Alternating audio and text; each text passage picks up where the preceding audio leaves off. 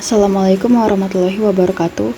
Pada video pembelajaran kali ini, kami akan menjelaskan tentang dampak pembakaran hidrokarbon, mata pelajaran kimia kelas 11 IPA 5. Sebelum itu, perkenalkan, nama saya Sanas Yuliananda Hairunisa, dan Tasya Putri, saya dari kelas 11 MIPA 5. Sebelum memasuki inti dari materi, apakah teman-teman mengetahui apa itu reaksi pembakaran? Reaksi pembakaran adalah reaksi yang melibatkan gas oksigen dan eksoterm. Atau, reaksi pembakaran adalah reaksi redoks di mana reduktor dan oksidan bereaksi untuk menghasilkan panas, energi, dan seringkali api. Reaksi pembakaran sendiri ada dua, yaitu pembakaran sempurna dan tak sempurna. Berikut ada dua macam reaksi pembakaran, yaitu yang pertama adalah pembakaran sempurna. Reaksi pembakaran sempurna adalah reaksi pembakaran yang menghasilkan karbon dioksida dan uap air. Yang kedua, pembakaran tidak sempurna. Reaksi pembakaran yang tidak sempurna adalah reaksi yang menghasilkan gas buang berupa karbon monoksida, karbon dioksida, air, dan partikel karbon. Pembakaran tak sempurna dihasilkan oleh asap kendaraan, industri, dan lain-lain. Pada reaksi sebelumnya, senyawa C8H18 atau kita sebut oktana dapat mengalami pembakaran sempurna atau tidak sempurna. Hal ini dapat ditentukan oleh jumlah volume C8H18 dan jumlah gas oksigen. Jadi dapat kita simpulkan bahwa semakin terbatas jumlah oksigen, semakin tak sempurna pembakaran yang terjadi. Ini perlu diingat oleh teman-teman semua, yaitu reaksi eksotermik. Reaksi eksotermik adalah reaksi kimia di mana energi dilepaskan dalam bentuk cahaya atau panas.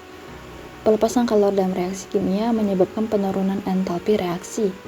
Entalpi reaktan lebih tinggi daripada entalpi produk, sehingga perubahan entalpi H bernilai negatif.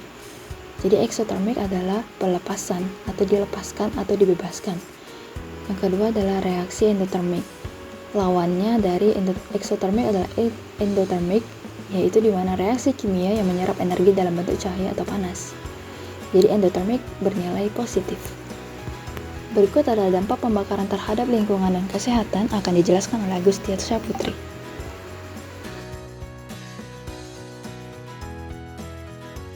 Berikut adalah dampak pembakaran terhadap lingkungan dan kesehatan. Pembakaran tidak sempurna seringkali menyebabkan kerusakan atau pencemaran lingkungan. Dikarenakan pembakaran tidak sempurna ini menghasilkan lebih sedikit kalor. Dari hasil pembakaran gas karbon monoksida inilah yang membuat pencemaran udara karena bersifat racun. Yang pertama, karbon dioksida akan menimbulkan pemanasan global. Yang kedua, karbon monoksida menimbulkan sakit kepala dan gangguan pernafasan. Yang ketiga, sulfur dioksida menimbulkan iritasi mata, batuk, dan hujan asam. Yang keempat, terdapat nitrogen oksida yang menghasilkan asap kabut yang menyebabkan tumbuhan layu dan gangguan pernafasan. Berikut adalah cara mengatasi dampak kebakaran. Cara mengatasi dampak kebakaran ada beberapa cara, yaitu yang pertama, memastikan pembakaran berlangsung sempurna agar tidak timbul karbon monoksida. Gas karbon monoksida ini bersifat beracun pada manusia, sebab mengikat hemoglobin di dalam darah dan mengakibatkan oksigen sulit dibawa oleh darah. 2. Melakukan penanaman tumbuhan sebagai penyerap dari karbon dioksida. Gas ini adalah gas efek dari rumah kaca. Meningkatnya gas ini menyebabkan pemanasan suhu atmosfer bumi dan perubahan iklim. Gas ini adalah gas efek dari rumah kaca.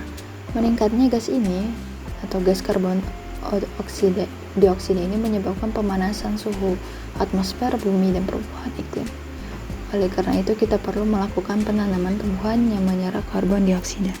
Yang ketiga, menggunakan bahan bakar dengan kadar belerang yang rendah.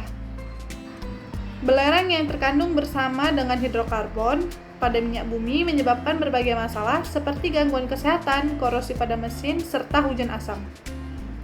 4. Mengurangi pembakaran yang berlebihan. Seperti yang telah kita sebutkan tadi, bahwa pembakaran hidrokarbon yang berlebihan akan menyebabkan persoalan yang telah disebutkan sebelumnya.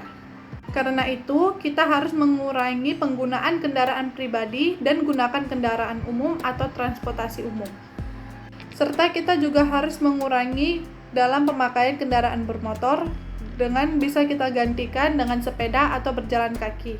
ataupun kita bisa menaiki kendaraan umum dalam berpergian. Mungkin itu saja yang bisa kami sampaikan dalam video pembelajaran kimia pada kali ini. Apabila ada kesalahan kata, baik perkataan dan sebagainya, kami mohon maaf. Assalamualaikum warahmatullahi wabarakatuh.